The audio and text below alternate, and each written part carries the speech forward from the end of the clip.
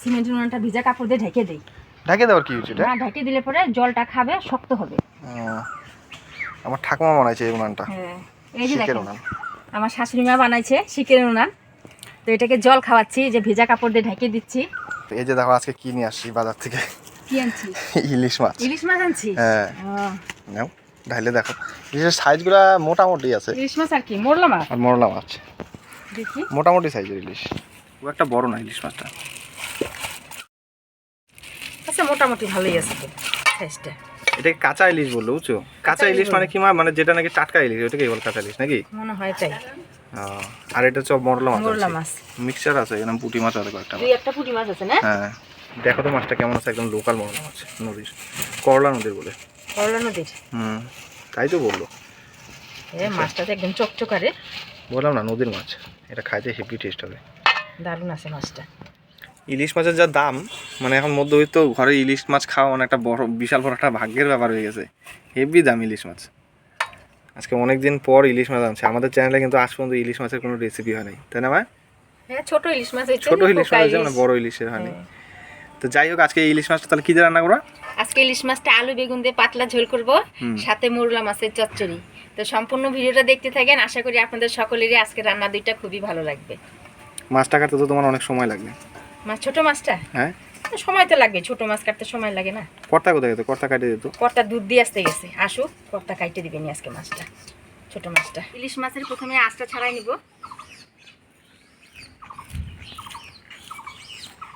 আচ্ছা মা, অনেকে যে বলে ইলিশ মাছ বলে কাটার পরে ধুইতে নাই, কেন? কাটার পরে ধুইতে নাই কেন? মাছের তেলটা চলে যায় তো, আর হচ্ছে স্বাদটা কমে যায়, ওর জন্য একটা ধোয়া দিয়ে নিতে হয় কাইটে।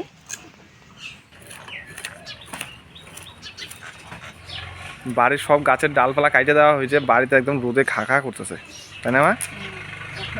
মাছ পরেই নেই, মাছের আঁশগুলো সব ছাড়াই নিলাম, এবার ধুয়ে কাটে নিব।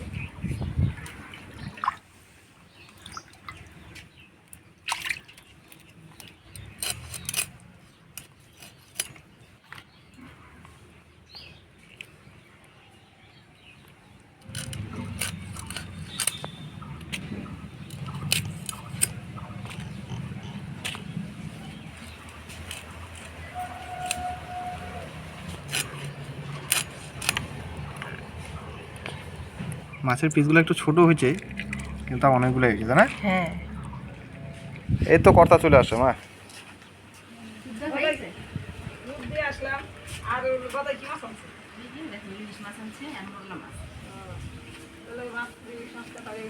মরলা মাছগুলো কর্তা কাটে দেখ মা।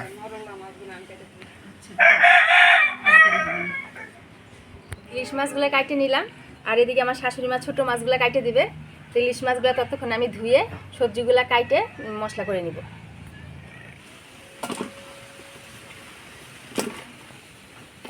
ইলিশ মাছ কাটার পরে বেশি ধোয়া দিতে নাই, তো আমি একটা ধোয়া দিয়ে নিব।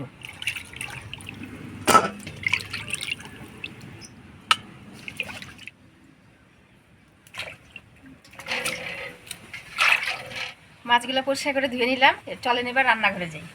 ইলিশ মাছটা আমি হলুদ লবণ দিয়ে মাখাই নিব। হলুদ লবণ,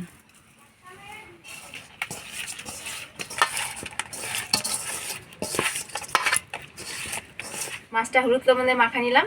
এবার সবজিগুলো কাটে মশলাগুলো করে নিব। মাছের ঝোলে দেওয়ার জন্য আলুটা এরকম লম্বা লম্বা করে কাটে নিব।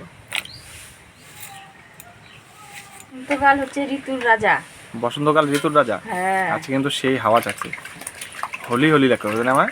হোলির দিন যেরকম লাগে, হোলির দিন তো চলেই আসছে, সামনেই হোলি।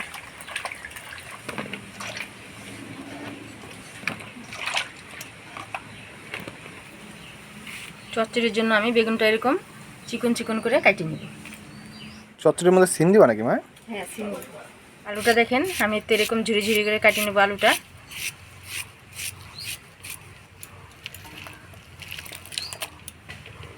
এটাকে নলডরি সিম বলে, তাই না মা? হ্যাঁ, এই সিমটা আরো বড়ও হয় না? এটা ছোট জাতেরটা। এটা ছোট জাতের, এটা খাইতে বেশি স্বাদ। সারের সবজি তো দুইবার করে ধুয়ে নিলেই ভালো হয়।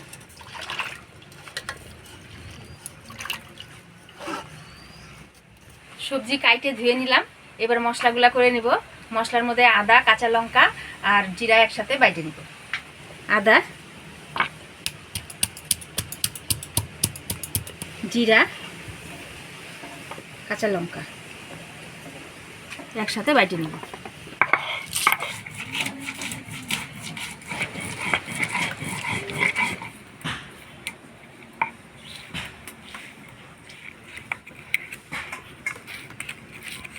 সবজি কাটিয়ে মশলা করে নিলাম। আর এদিকে দেখেন আমার শাশুড়ি মা মরলা মাছটা কাইটে ধুয়ে নিয়ে আসছে একদম চকচকে করে। তো প্রথমে আমি ইলিশ মাছগুলো ভাজে নিব। কড়াই গরম হয়ে গেছে, দিয়ে দিব তেল।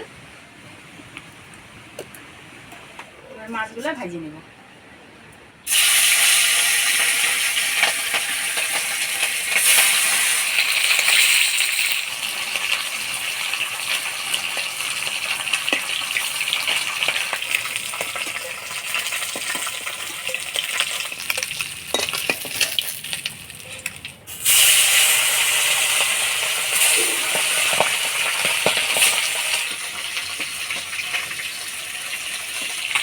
দেখ ইলিশ মাছটা তেল উঠছে, আমি কিন্তু একবারই তেল দিচ্ছি আর দিয়ে নিই।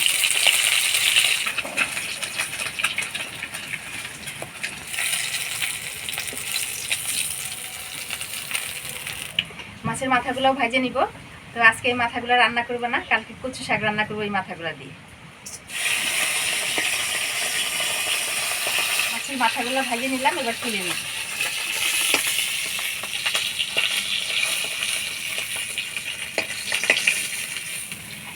এবারে এর মধ্যে আর একটু তেল দিয়ে বেগুনগুলা অল্প হলুদ লবণ দিয়ে ভাজে নিব। লবণ, হলুদ,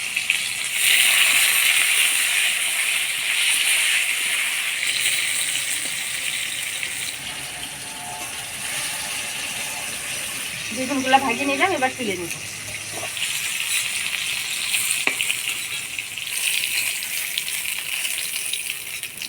এবার ফোড়নে দিয়ে দিব কালো জিরা। এবার কাটে রাখা আলুগুলা দিয়ে দিব।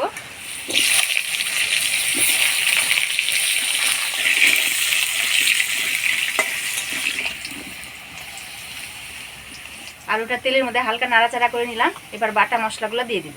আদা, জিরা, কাঁচা লঙ্কা বাটা, পরিমাণ মতো হলুদ, স্বাদ মতো লবণ দিয়ে মশলার সাথে আলুটা ভালো করে কষাই নেব।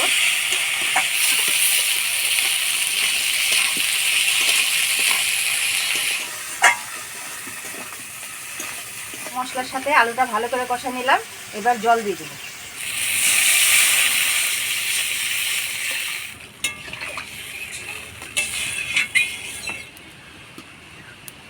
ঝোল ফুটে গেছে, এবার ভাজে রাখা বেগুনগুলো দিয়ে দেব।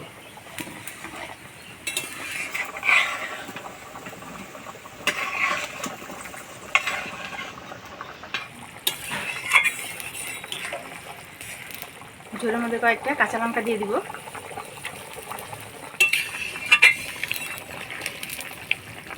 বেগুনগুলো দিয়ে ভালো করে জাল দিয়ে নিলাম, এবার মাছগুলো দিয়ে দিব।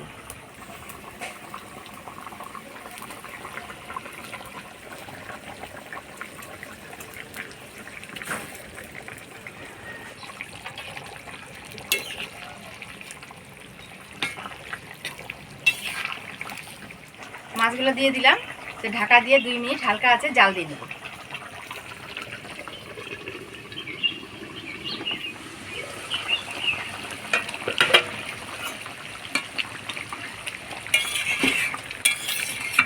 হয়ে গেলে আলু বেগুন দিয়ে ইলিশ মাছের পাতলা ঝোল এবার নামাই নেব।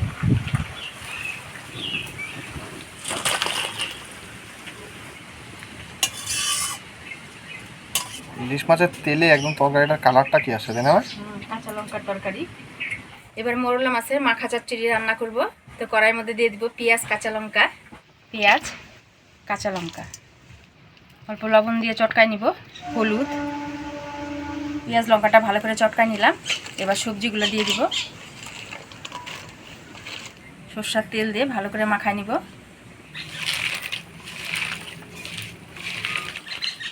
তেল দিয়ে হলুদ, লবণ, কাঁচা লঙ্কা, পেঁয়াজ দিয়ে সবজিটা ভালো করে চটকায় মাখায় নিলাম। এবার মাছটাও আমি হলুদ, লবণ আর অল্প তেল দিয়ে মাখায় নিব। হলুদ, লবণ, তেল দিয়ে ভালো করে মাছটা মাখায় নিব। মাছটা ভালো করে মাখায় নিলাম। এবার এই মাছগুলা সবজির উপর দিয়ে ছড়াই দিব।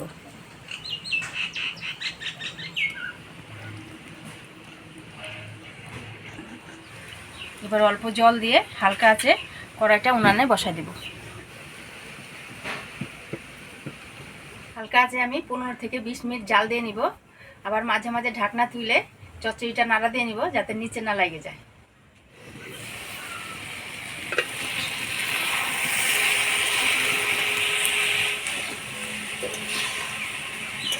এবার ধনিয়া পাতার কুচি দিয়ে একটু নাড়াচাড়া করে আরেকবার ঢাকা দিয়ে দিব।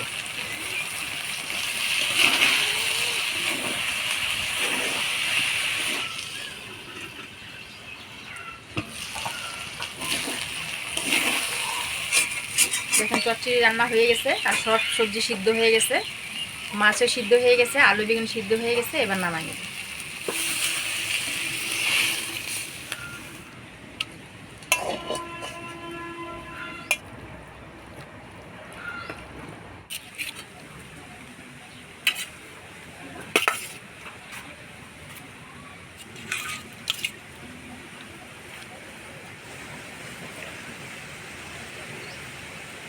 আপনারা সকলেই বলেন যে দাদা কোথায়? এই যে দাদা আপনাদের কাজে যায় নাই, আজকে বাড়িতেই আছে। এই যে দেখেন খাইতে বসে।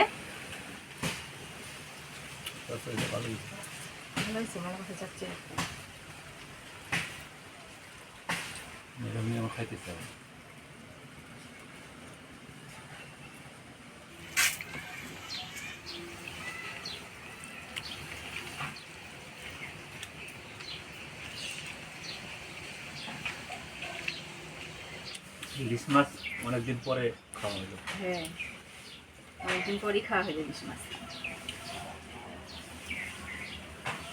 তরকারি কেমন আছে? দারুণ আছে, মাছটা তেল আছে তো, ভাজার সময় তেল হয়েছে, দেখে মনে হলো না ভালো হবে না। এটা কাঁচা ইলিশ।